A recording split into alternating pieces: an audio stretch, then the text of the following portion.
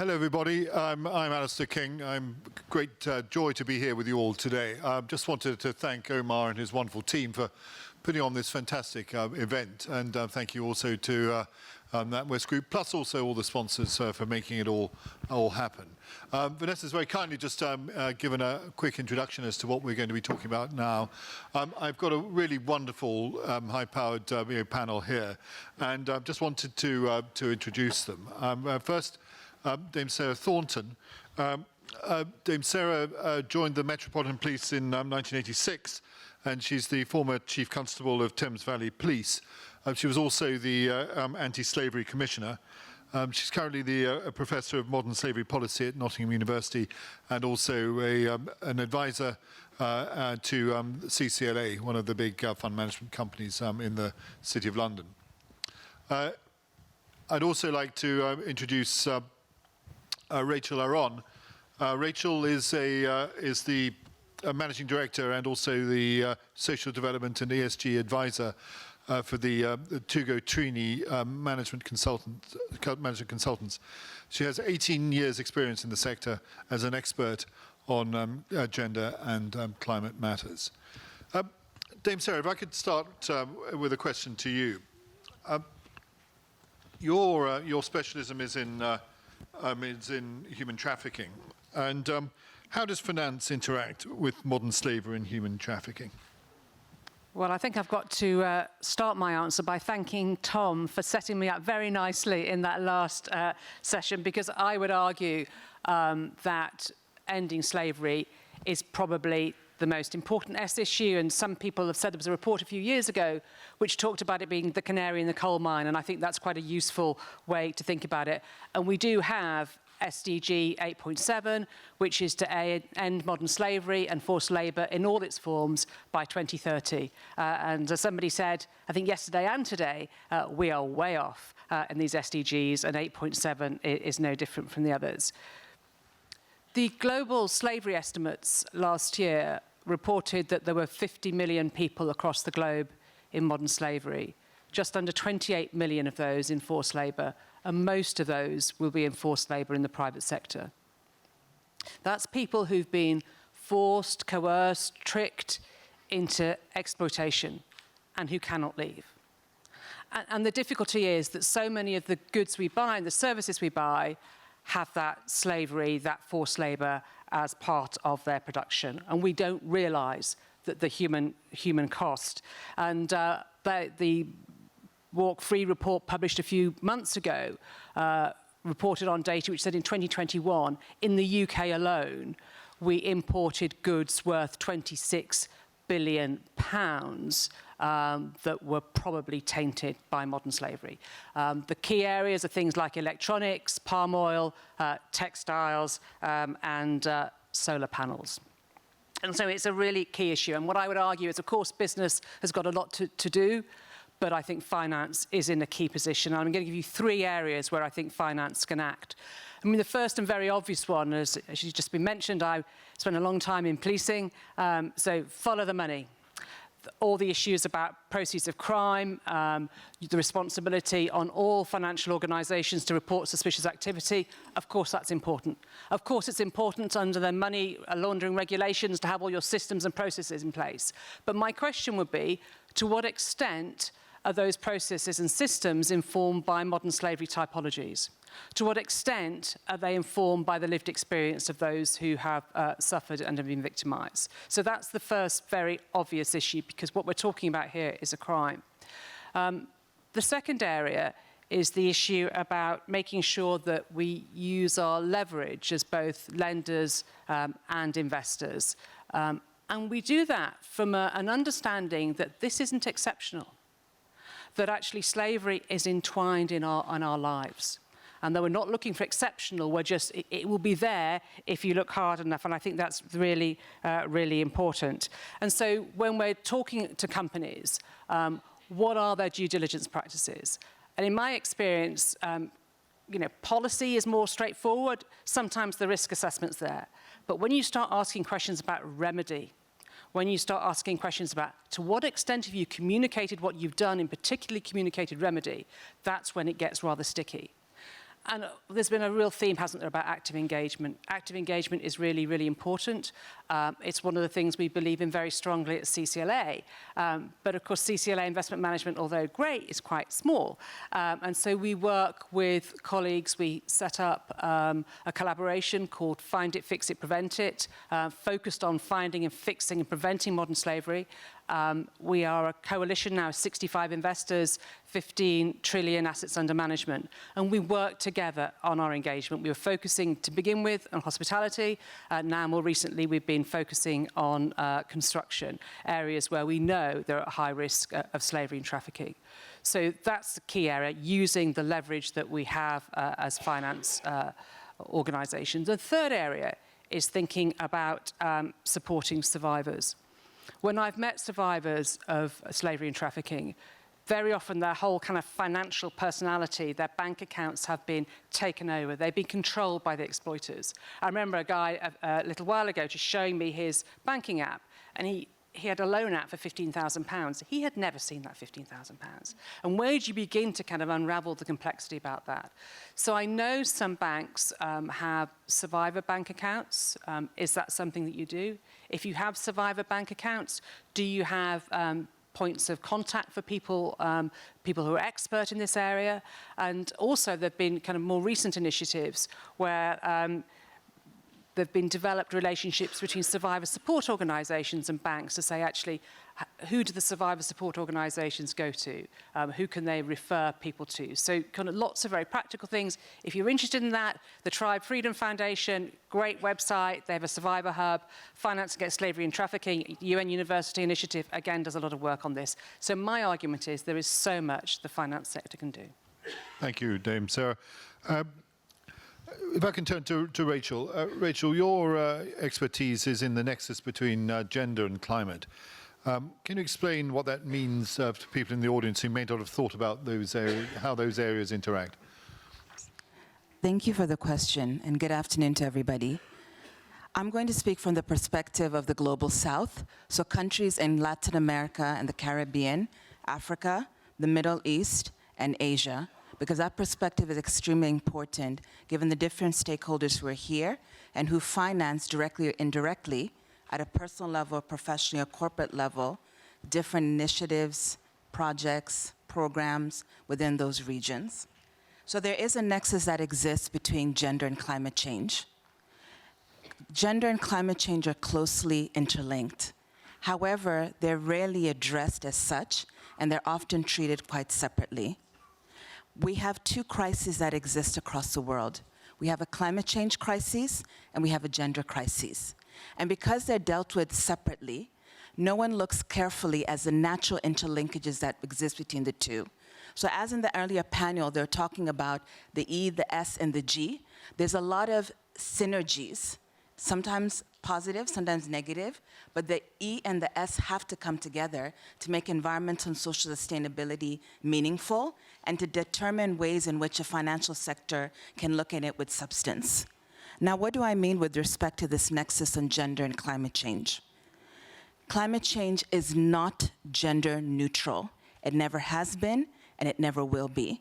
Climate change impacts men and women, boys and girls differently. You have increased gender-based violence with increases in natural disasters, and we've been seeing that over the past couple of years. When there are droughts tend to increase the household responsibility of women and girls. They have to go walk farther to fetch water. The resources and natural capital assets they use to cook are limited. It increases that domestic burden. When you have climate change incidents increasing, you have also heightened incidence of vector-borne diseases, such as malaria, dengue fever, and others. With these, they have direct implications on maternal and neonatal health. Another example is that climate change has decreased agricultural yields, and this directly impacts the economic livelihoods of women, as well as the food security of the households that they're part of. These are some examples of the nexus, and that's the reality when climate linkages and gender linkages come together and the level of damage they create in individuals' lives, especially in the Global South. Going further, as I've mentioned, climate change affects girls and women disproportionately. It exposes them to greater risk. It heightens the socioeconomic and sociocultural vulnerabilities they face. And it increases and further exacerbates existing gender inequalities and gender inequities. Now, what does all of this mean? What does this nexus between gender and climate change mean, especially as we're gathered today talking about ethical finance and sustainable finance? It means you cannot address gender without simultaneously addressing climate change. And on the other hand, you can also not address climate change without simultaneously addressing gender. Because a failure to do so means you're missing the opportunity to contribute to advancing environmental and social sustainability prospects using the finance sector. So it means that when you look at either developing or implementing climate policies, climate programs, climate initiatives, you have to apply the gender lens to understand the vulnerabilities that are experienced at a gender level, as well as the vulnerabilities that are experienced at the climate change level and the interlinkages between both. And this is extremely important because of the global south, the country, just like from where I'm from, in East Africa and elsewhere, we're dealing with climate change adaptation. Climate change mitigation isn't affecting the grassroots, the communities, the individuals, as much as climate change adaptation and what it means in people's worlds. So the greatest threat we currently face is a failure to acknowledge the nexus between gender and climate change and to address that nexus meaningfully so that we end up having emerging economies as well as advanced economies that don't treat these serious crises separately, but bring the synergies together so that we can focus on climate-informed gender investments, or the flip side, gender-responsive climate investments. Thank you. Thank you, Rachel. Yeah. Can I just say something? Please, I yes. read the other day, and Rachel, when you were talking, you reminded me of it, that due to the droughts in the Horn of Africa, apparently the number of child brides has increased quite significantly. It's a really interesting link between climate and gender and the impact. And once you've been probably forced into marriage as a child bride, there'll be all sorts of other human rights abuses from then on in.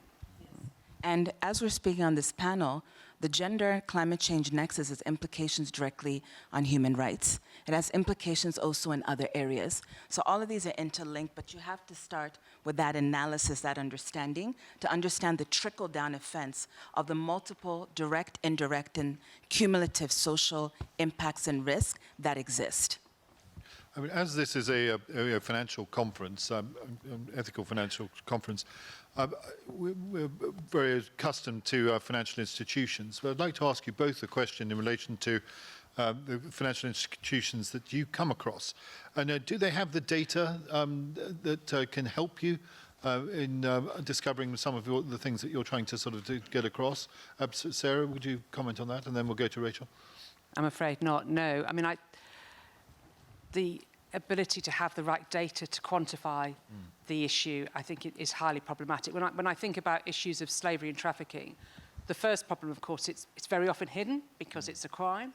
And then, you know, you've got long, opaque supply chains from the global south to the global north. So, the trafficking is hidden 3, 4, 5 tiers down in those supply chains.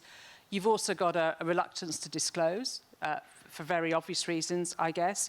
And I think more generally, there are difficulties. And in fact, the last panel discussed it, didn't they, about, you know, what are the measures? What are the easy measures? You know, is there a carbon measure equivalent for S? Well, the answer is no. Although I do take the point that somebody else made that we're kind of 10, 20 years behind. So, you know, as long as clever people are working on it, there is maybe hope. One of the things that we're very supportive at CCLA is some work the church commissioners have been leading with the benchmarking organisations, trying to say to the ESG data providers like MSCI, can you do more on ESG data, please, for S, because we need more. And I do think probably that AI holds some promise. But the one thing I would say about data, and Alex Edmonds made this point, didn't he, several times, that the quant is good, and the analysts love the quant, but actually this is also about people and the qualitative and in making sure that we include people's lived experiences and thinking about how we do that. That's really important too. No, thank you, Sarah.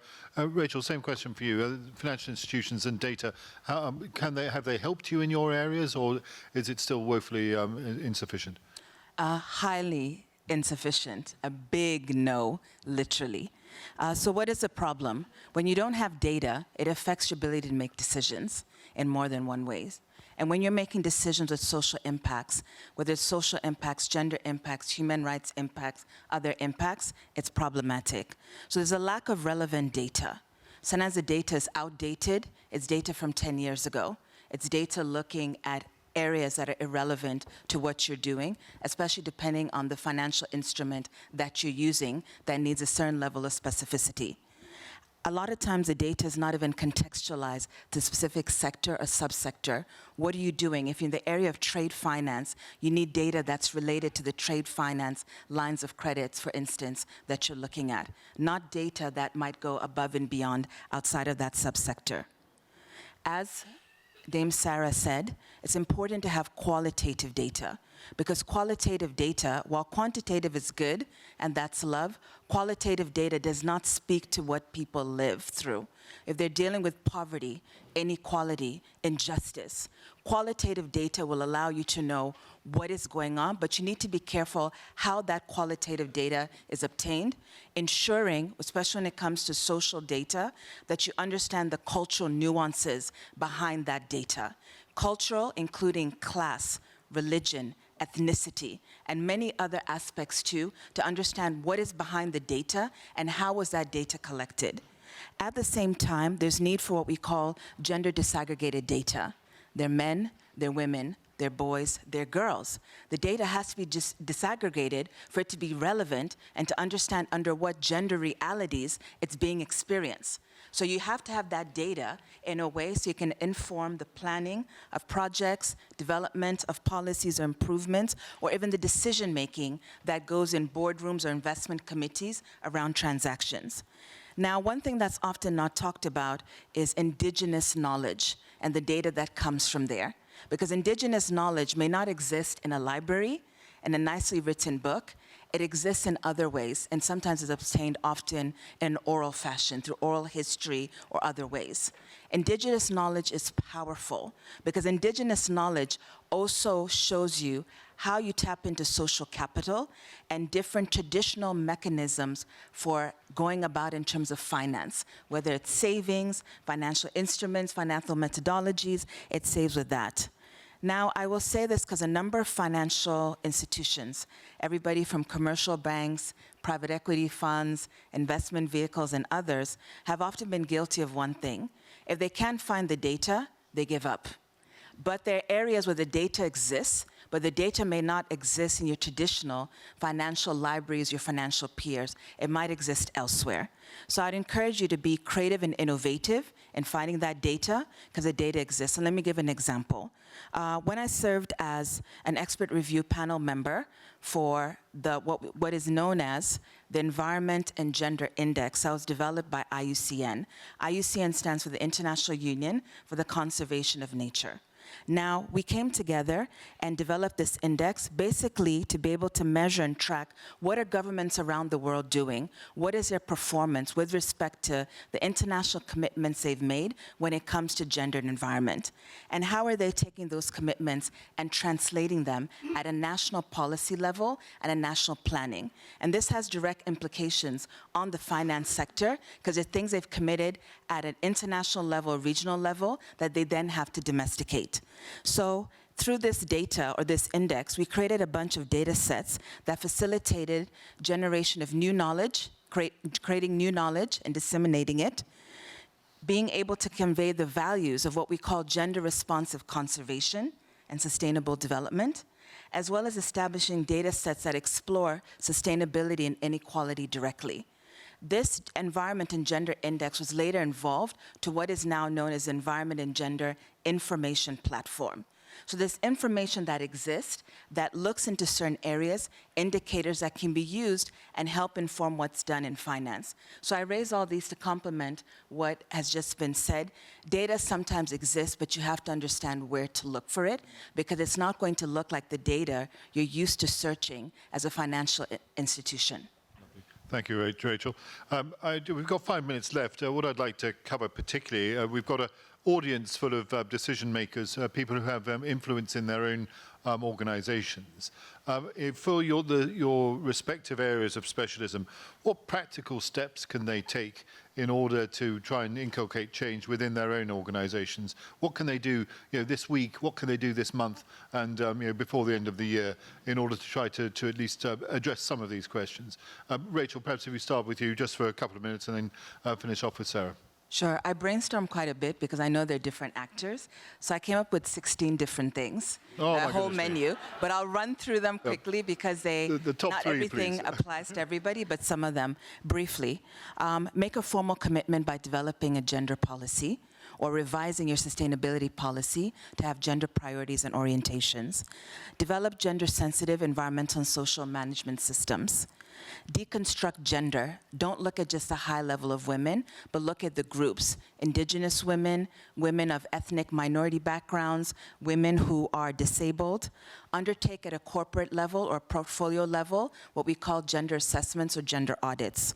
Work to grow gender bond markets, because they are a tool that exists but aren't being focused on as much as green bonds and other types of bonds. Support and develop gender-smart investments. Build capacities of gender negotiators for COP28. I'm working on a program in another capacity. We can talk about that separately. But basically, the financial sector is not even aware that they exist. The UNFCCC Gender Action Plan. And a third one is coming your way in 2025 with direct implications. These gender negotiators from the global south, as well as the global north, will have implications on what's negotiated and what will affect your sector. Briefly, create synergies between standalone gender funds and climate change funds. They're sitting in different corners. Money is there, but they're not coming together, and they're not their silos between them. Build a meaningful pipeline of investee companies with that focus on tackling gender societal problems. Support female founders, especially female founders of diverse backgrounds.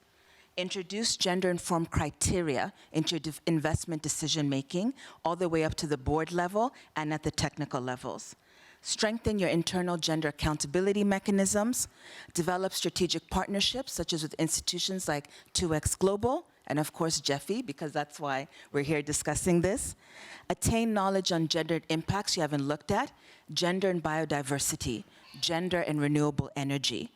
Look at contributing towards gender-informed growth of both green economy and blue economy initiatives, skills, jobs, technologies. Rachel, and do you mind if I just give the last couple of minutes to Sara? Yes. Sorry, I do promise to ask the same question. Final Sorry to one is interrupt. Thank you. Help develop a group of new experts who focus on gender and climate change in the name of sustainable finance. So that's it. Thank you. Thank you. Sara.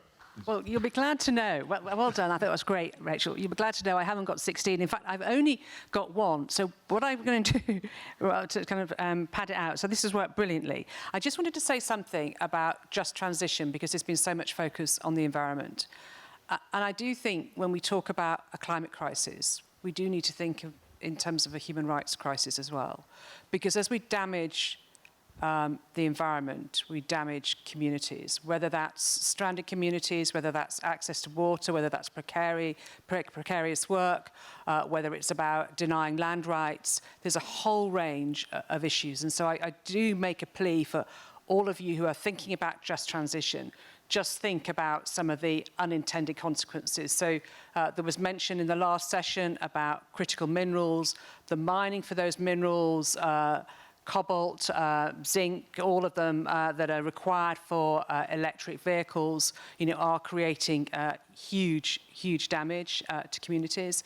The other one, of course, is solar, whether it's 35% or 40%, but a massive percentage of the world's polysilicon comes to the Uyghur region of China, where we all know that there is state forced labour. And of course, the problem for the UK is with the Americans' Uyghur Forced Labour Prevention Act, they are stopping a lot of that material coming into the US, then the real risk of the UK being a dumping ground is really quite significant. So can I just make a plea to put human rights at the heart of that kind of environmental response? And the one thing I was going to suggest, and it's just a kind of very simple thing, it's about trying to kind of get people to understand that what I'm talking about in terms of slavery and trafficking isn't exceptional. It is entwined in our daily lives. Go on to the slaveryfootprint.org and you can do a little survey, and it's how many slaves do I own? And basically it's about your consumption, and it'll just give you a sense in the extent to which you are complicit and I am complicit in what's going on. Thank you, Dame Sara.